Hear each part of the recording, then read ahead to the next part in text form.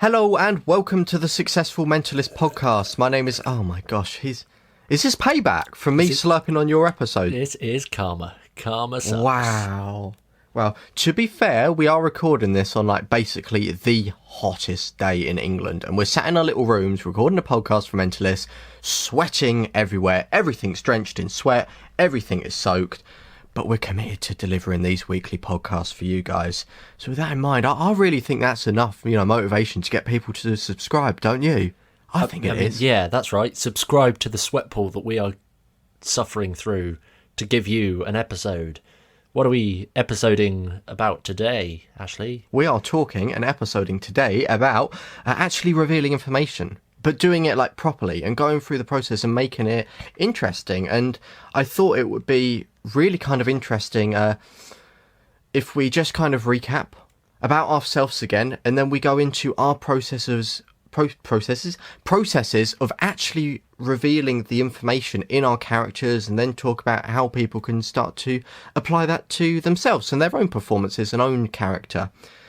So yeah, anything else you want to talk about, or shall I just jump straight into talking about me and my little revealing of stuff?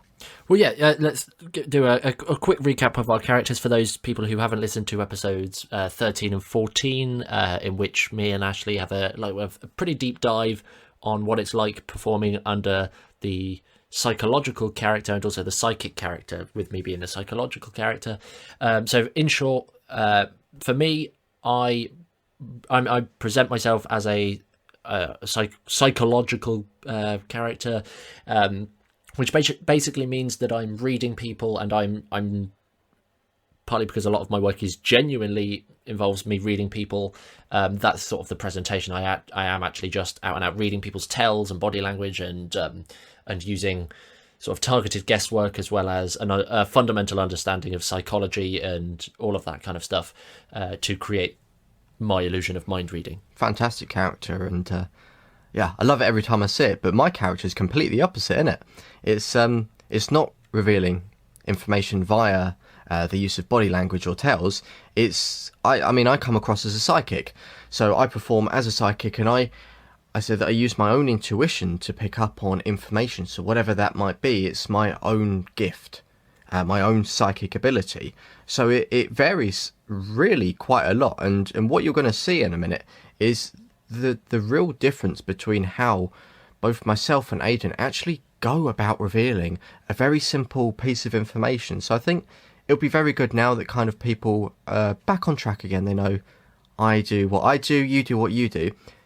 Give me a piece of information, then I'll just go through kind of the image I build up in my head to get from point A to point B in regards to revealing it. Awesome. So that's a great idea. So we will, for the purposes of this episode, we will use the word boat. Awesome. Does that seem fair? Yeah. So I'm mid-routine. I've been performing. If you guys listening to this can visualise that. I'm at a gig, close-up stage, whatever. I've been performing, and I've gathered the information that someone is thinking of boat. That's quite apt. You can hear seagulls in the background now. Look at that. Little spooky. Partly why I chose it. Perfect. So yeah, and that links into the point I was going to say, actually. If I'm revealing boat to someone, I'm not going to just go spontaneously, you're thinking of something, you're thinking of, my intuition's telling me boat. No, what I do is I actually take a step back and I think of boat.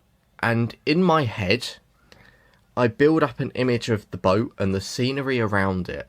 So I imagine every little thing. So I see the boat there. I might picture what type of boat it is. And in my head, I build up a scene of where that boat is. And for me right now, I'm thinking of this boat, and I see it right out at sea, but close to a harbour, seagulls around, and the other bits from the scene, like if you was there, you'd be able to smell the freshness of the sea. So you get the point. I'm building up a whole image, and now I'm starting to encompass my other senses. So as well as being able to smell that fresh kind of seaside, sea breeze, you might have a little chill and feel the wind and maybe the heat on the back of your neck if you're out on the deck of the boat. So I'm encompassing all of my senses with literally just the word boat, and I'm building up an entire image. So when I come around to perform this, I say, okay,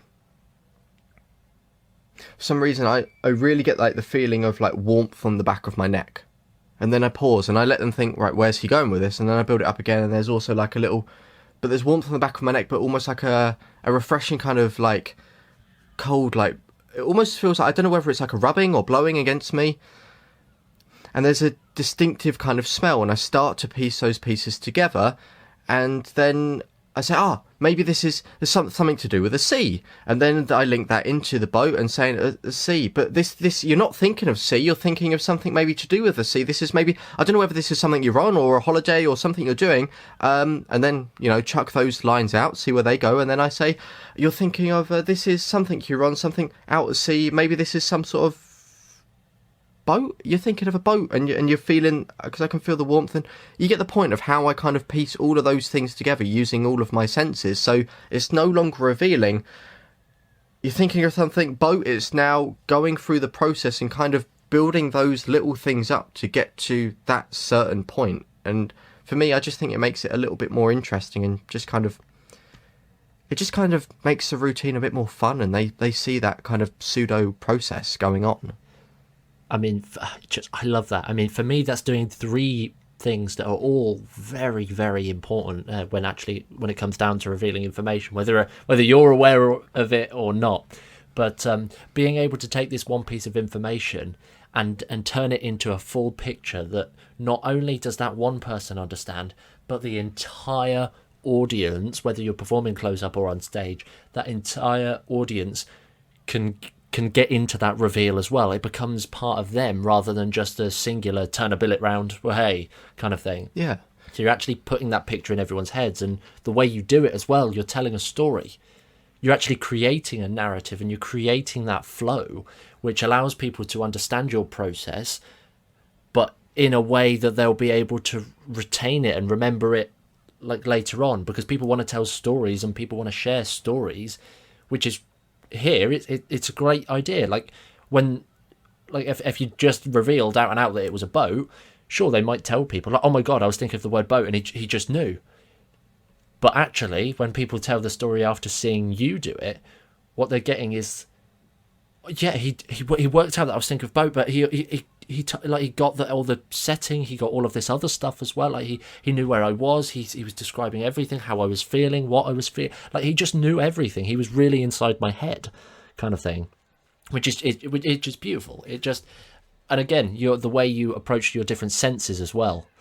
Again, I speak about this quite a lot. I don't think I've referenced it on the podcast just yet, but to really enhance memories, if you can combine multiple senses, you're actually tying the sort of pieces of information all together, and actually your audiences are going to be able to remember it for longer, because it's going to become a stronger memory.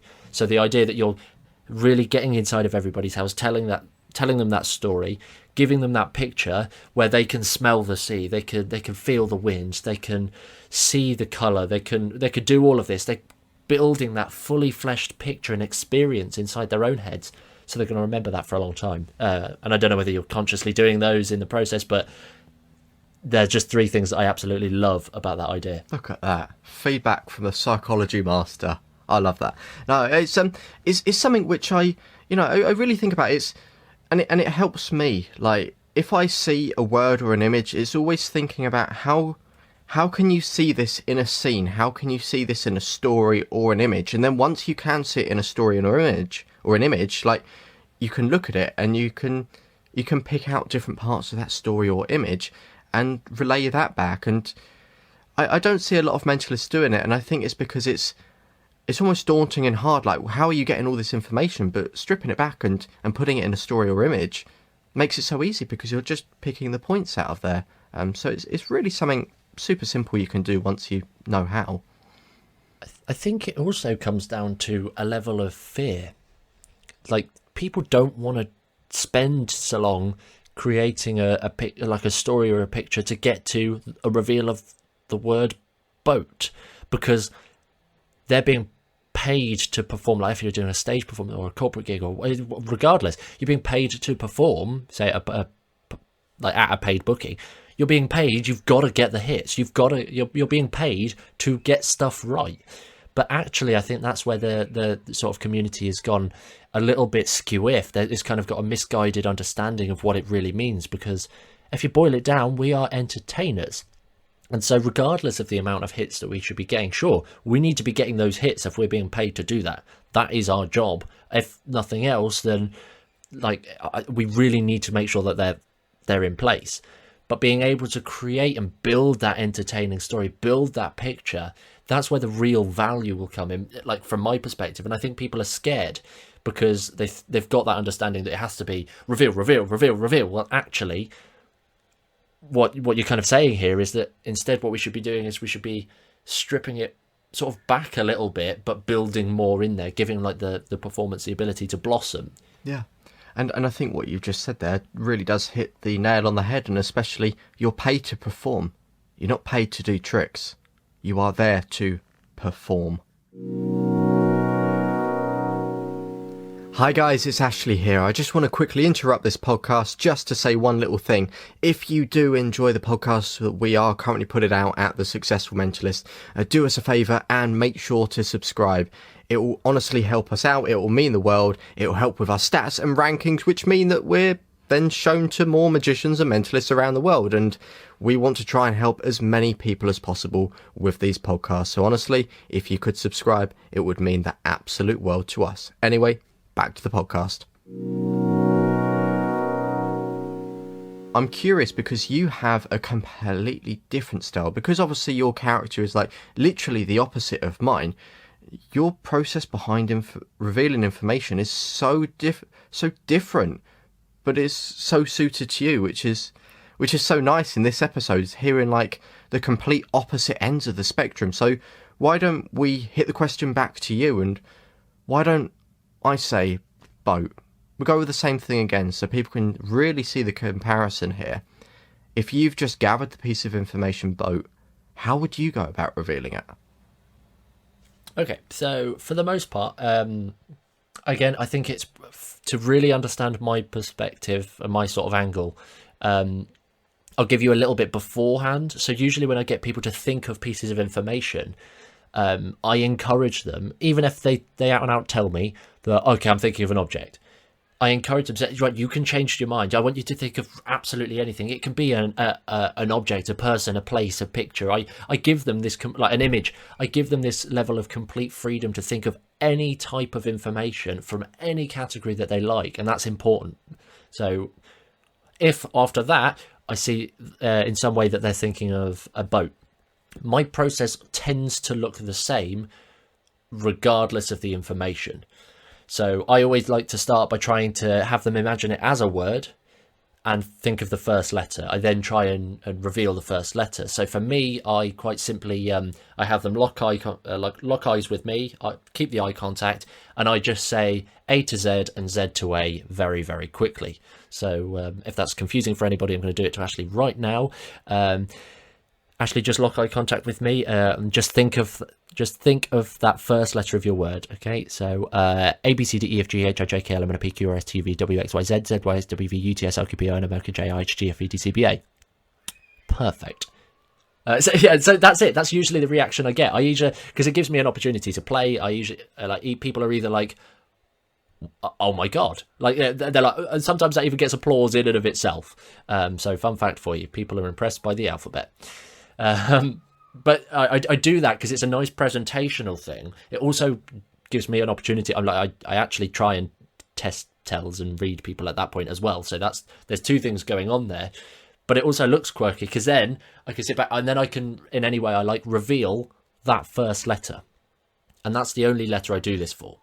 So I either write it down and flip it around, or I literally just, is that first letter, is a B, is it? Or whisper it to somebody else and then have them confirm the letter. And whatever it is that fits best theatrically, I reveal the first letter. So regardless of the information, first letter. From there, I tend to chunk it down into, right, so now I know the first letter. It could still be millions of things, and that's even if you've gone something from the English language. A little reframe there to make it seem like it really could be anything else. But then I nail the category. So in this case, because earlier on I said you could think of an object, a person, a place, a picture, a word, a name. You could literally think of a drawing if you wanted, absolutely anything. I give myself that extra hit of revealing what it is. So in this case, this is an object, and then I chunk that down. I reveal that. From there, I then just do some generic sort of filtering process to work out whether it. So I have them often, if it's an object, have them hold their dominant hand out, just completely outstretched, almost like they was going for a high five. Just hold it outstretched, and I want them to imagine sort of touching that object on a count of 3, and then like I mirror that action, and I also just kind of reflect and copy what it is that they're doing. I ask them not to wiggle their fingers or anything, in case that gives it away. But I try and I emphasize what any micro movements that they're doing on their hand. It looks credible, and it looks cool. But then I just start describing, in this case, the boat. So I'd say, okay, this is interesting. There's an element of smooth here, but it depends on what it is. Because am I getting the sense that there's a sort of a grip to this as well? So rather than just hand flat, you're holding on to something. And regardless of what they say, I literally just guide them to the specific bit. So, for example, I could guide them to a handrail on the boat, hence the grip. Or if they're not thinking of that, chances are they're imagining putting their hand up on the side of the boat. So I do that, and I can just filter a little bit about what's going on inside their heads, and push them in the right direction. I know that's a lot, and then I kind of just from there I just sort of summarize and have them imagine some sort of color, and then I start to add a little bit of extra stuff. But from there, that's pretty much how I'd reveal it. Perfect. Wow, that's laid out. Does that make sense? Yeah, that's laid out perfectly. So easy for people to understand, and I love the analytical nature, and that links so much so well into a psychological performance, and it is nice as well. Even though you are coming across, with obviously the psychology and this isn't, it's not a magic trick. This isn't psychic. This is just body language, reading people. I love that you still do use another sense, like the sense of touch as well. And is that because it goes back to exactly what you were saying just a few moments ago about them remembering exactly that. It's exactly that. It's kind of so. Whereas you approach things by creating the picture inside of your head and then describing and telling that story or that picture as a story, for me, it's building up that picture through different significant things. And I think this is what it's also worth referencing here, is that what you'll notice about my presentation is that 0% of it is overtly me telling you I am now reading you. It is implied, which if you listen back to episode 13 where we discuss what it's like as a psychological character, this is what essentially my golden rule on how to become a credible psychological performer. If you tell people you're doing it, they become skeptical. If you imply that you're doing it, it becomes credible. So here it's like that again. For me, that's the important thing. I do the whole alphabet thing because it's a good moment theatrically, stage or close up, but it also implies that I'm doing it for real. But yes, in terms of the sensations and having them hold up their hand and imagine what they're feeling, I'm describing these other emotions, these other sensations. But I also sometimes will get the rest of the audience to do it as well. So even if they don't know the piece of information, I'll get the other people in the group or in the audience to hold their hands up as well and imagine what they can feel. So whereas I then get the immediate, for example, if Ashley, you were to do that now, thinking of a boat, I'd describe that there's a sort of a smooth, but there's a rough surface to this. Who else was thinking of a smooth, rough surface? I then can look around. Kind of works as a little bit of a teeny dual reality thing, because some people will be like, oh my god, yeah, that's what I was thinking. But in terms of what it looks like, everybody's got the hands up already because of the framing, because you're all having everybody hold their hand. So as they're looking around, it kind of, you ask the question whilst everyone's hands are up, it looks like everybody's like, yeah, I was feeling that as well. That's clever. So it's a small, subtle thing. It's a teeny, subtle thing, but it just helps it sell the illusion a little bit deeper. Yeah, and even aside from character and all of that, the revealing stuff, a second, like being able to use the entirety of the audience is brilliant and very clever there. But no, I think think you've got some really great points, and what you were saying in episode 13 about how to come across credible if you're doing psychological performances, and even if you're a kid doing this, there's some beautiful tips in that. So I would urge you guys, if you're listening to this now, if you've liked the stuff that Aidan's been saying, go back to episode 13 because you're going to get some absolute gold from there. So yeah, no, I think that's great. I'm just curious, is there a way that right now, as we get into the end of the podcast, something that you can think of, like something that people can take away to help with their kind of process of revealing information? So they've heard how we both do it. They've heard how I build the picture up and how you build it up in performance through a more analytical approach. But if there's someone like there at the moment thinking, that's all well and great, but I'm really struggling to do this myself, what will help me out? Yeah, so this is really sort of important. We know, like, this is our approach. We are just outlining, here in this episode, we've given you, this is our process. Ashley's got this very top-down approach to getting to the information, whereas I've got this very much bottom-up approach to getting to the same point. And I've also got like a diagram, which I do want to share about our approaches. So keep an eye on the TSM social media and stuff. Like, I want to share that just so you can see what it's like for us. But the most important thing is that this is specific to us because we understand our characters. And that's perhaps the most important thing. Before you even start thinking of different ways to reveal information, work out what is it that your character would do. For example, you look at, you think, what would Derren Brown do? Or for Colin, if you've got one of those external characters, or you're playing like another character, like yourself as well, Ashley, it's like you can look and think, what would that character do? So for Colin Cloud, he's playing the real life Sherlock Holmes. So he can simply ask the question of, what would Sherlock Holmes do? And he brings it back to that. So if you can tie it into your character and understand more about your character, then you're already on the groundings. So again, that's episode 5. If we've done an episode covering the basics of that, if you aren't clear already. But in terms of a clear actionable point that you can do right now, we actually discussed an exercise in the boring mentalism lecture that we did, which was the 10 pieces of information per every piece of information. Did you want to just elaborate on that, Ashley? Yeah, and this was a real fun one. We took something like a playing card, where you would initially think, okay, it's just a playing card. If you're going to reveal that, you just say what the playing card is, maybe the number, maybe the suit, but that's it.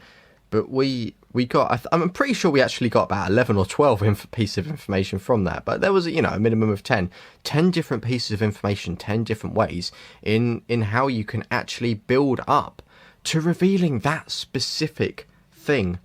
And what we've done is we've built a little workbook for you guys.